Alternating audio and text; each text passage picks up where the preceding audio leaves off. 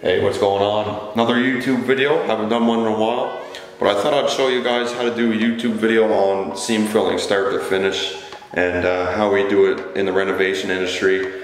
Usually with smaller jobs, we just hand tape, hand seam fill. So I'm going to take you through those stages, start to finish, and then so you can end up with a professional finish that this will be once we sand, prime, and paint. That'll be in a separate video. So let's get started. We'll rewind, we'll go back a day, and we'll take you through all the stages. All right guys, let's get at it. First thing a lot of people don't talk about is proper prep work for the drywall. You want all your screws to be just below the paper. Obviously you can't go too far into the drywall. If you break through the paper, there's no holding power anymore with the screw. So that's how the drywall fasteners work. So what I'll do, especially on the first coat, I'll just have a screwdriver in my back pocket, because you'll run into screws that are a little proud and you got to screw them in a little bit. The other thing I do sometimes on drywall, when you cut it or whatever, at the edge it'll be raised up a little bit sometimes, and what you have to do to make a better finish, because it'll hold your tapes out, take your knife and you just chamfer that corner just a little bit, and that'll leave you with a better finish when we go to apply our tape. So that's the short and sweet with drywall. So now magically I'm wearing a different shirt from when I was just talking to you, but I was looking through and I didn't quite explain the different tapes quite the way I wanted to. So there's a couple different tapes when we're taping. The most standard tape is just paper tape. It's got a little seam in it, right in the middle, and that's so we can just bend it with, most times when you're hand taping, you just use your hand, and that makes the corners. But you can also use paper tape for all your joints.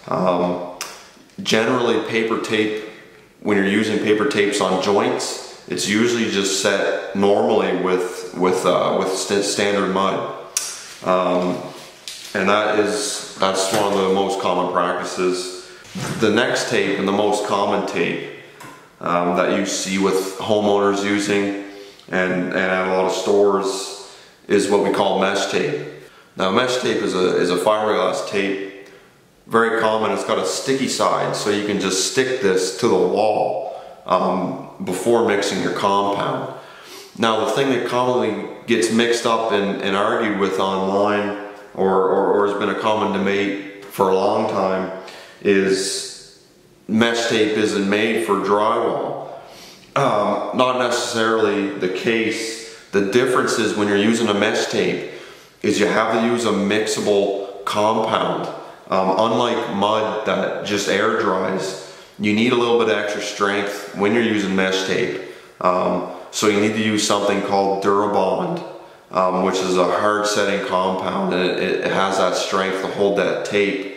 Now Durabond is very unforgiving, so if you're just starting out and you want to use mesh tape, I'd recommend using a product called Sheetrock 90, and I use this quite a bit. It's a hard setting compound, but it's able to be sanded a little bit. It's still very hard to sand. The last tape product is still a fiberglass tape, but it's kind of woven.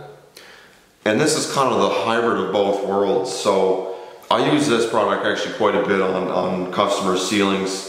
I just like, it's easy to use, and you can really embed it into the ceiling. Now I use this fiberglass tape, and instead of using mud, I still use a mixable joint compound like Sheetrock 90 on the first coat, and that creates a very strong joint. So that's all our tapes. Now you can use trowels, or you can use drywall knives. I use drywall blades. These are dirty here right now, I gotta clean them up, but these are my finishing blades once we get to our finished coat. In the beginning I'll use a 4-inch knife, that's standard, and also a 6-inch knife. And you can either use a trowel, it's whatever you learn with, this is what I was taught with. But I use what's called a hawk, so it's just pretty much just a 12-inch square, and it has a handle on it, so we mix our mud, use our mud on that, and that's how we get it applied on the wall. So anyways, we'll jump right into it. We'll do a video here. I'll show you how to fill the joints here on this drywall patch.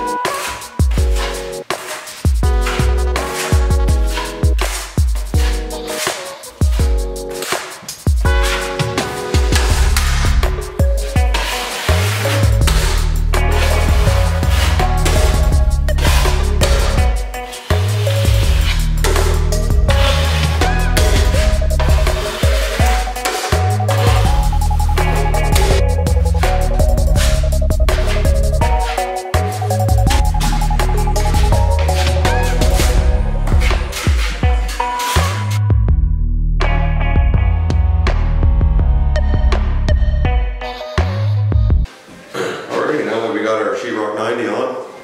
We're ready for the next step in this part, which is paper corners that we mud into the walls to make our strong corner. So I use mud for this. A lot of people use mud as well. I usually just mix it right out of the box, add a little bit of water. And my recommendation would be, depending on the type of mud that you can get in your area, get the best quality mud you can get. This is one of the better muds that we can get in our area, Certainty.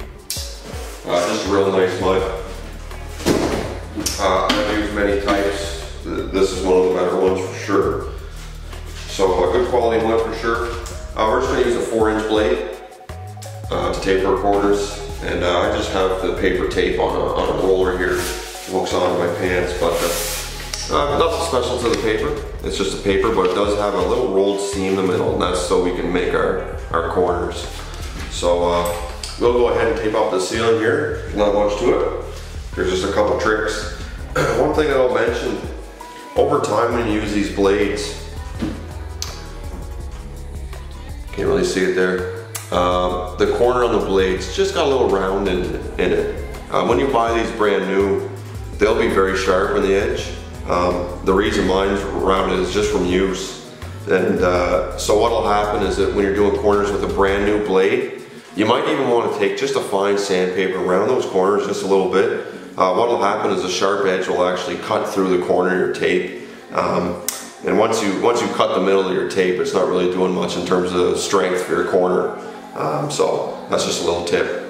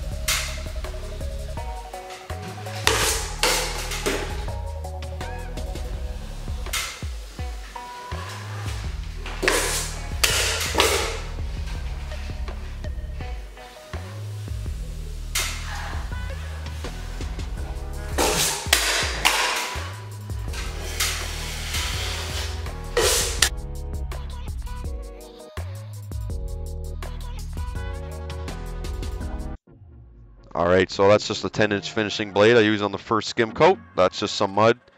Add a little bit more water to the mud, and I'm only talking about half a cup. I mix that into the mud for our second coat. Just gets it a little smoother. And basically we just load the mud on. You know, less is more here with mud. It's not super thick.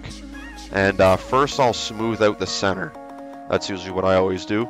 Get that smooth, and then I'll feather both sides of the joint. You always want to feather all your skim coat joints. You don't want to leave a high edge. It's really annoying to sand. So your goal here when you're seam filling is to make the surface as close to the finished product as possible. Your main goal is not to have the sand too much.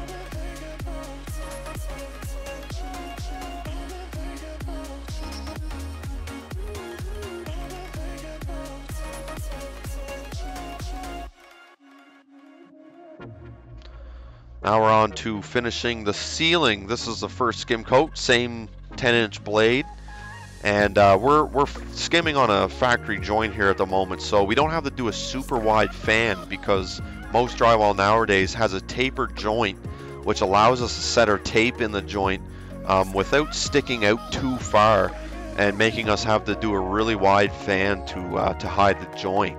Now I always do a little bit wider fan than you have to on these joints, and it's just because you hate to see any imperfections in the ceiling. You get a lot of natural light in rooms, and most of that light is spread down across the ceiling, so if you take a flashlight and hold it up against the wall, that's when you can really see most of the imperfections. And that's what happens on natural light coming through windows. So we're going to do a little bit of wider joint here, or wider fan. That's probably a 14-inch fan, and on our final coat we'll probably do about a 20-inch fan, which is plenty in this size of a room. So I'm gonna end the video there.